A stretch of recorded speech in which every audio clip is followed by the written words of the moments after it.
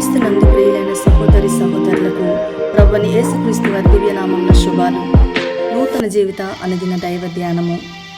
స్వంత నీతి సరిపోదు, నా స్వంత నీతి లేదు. ఫిలిప్పీలకు రాసిన పత్రిక 3వ అధ్యాయము 9వ వచనంలో, క్రీస్తును సంపాదించుకొని ధర్మశాస్త్ర మూలమైన నా నీతిగాక క్రీస్తునందలి విశ్వాసం వలనైన నీతి, అనగా విశ్వాసమును బట్టి దేవుడు అనుగ్రహించు నీతి గలవాడనై ఆయన యందు అగుపడు నిమిత్తమును. ప్రజలు దేవుని రాజ్యానికి దారి తీయని అనేక తలుపుల గుండా వెళ్తారు.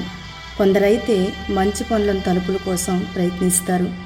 నేను తగినంత మంచి పనులు చేస్తేనే కదా నేను పరలోకానికి చేరుకోగలను అని అంటుంటారు.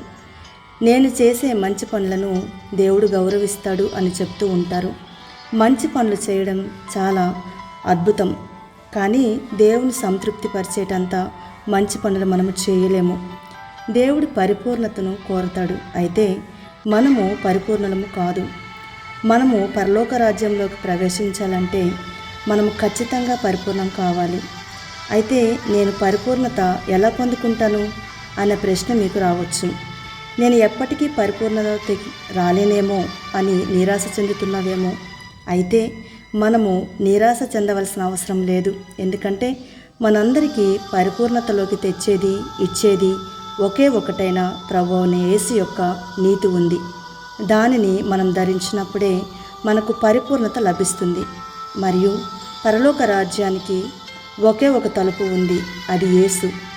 మనము ఆయన మార్గంలో వెళితేనే తప్ప పరలోకానికి చేరుకోలేము. అయితే దేవుడు ప్రభువైన యేసుక్రీస్తు ద్వారా తలుపులు తెరిచే ఉంచాడు.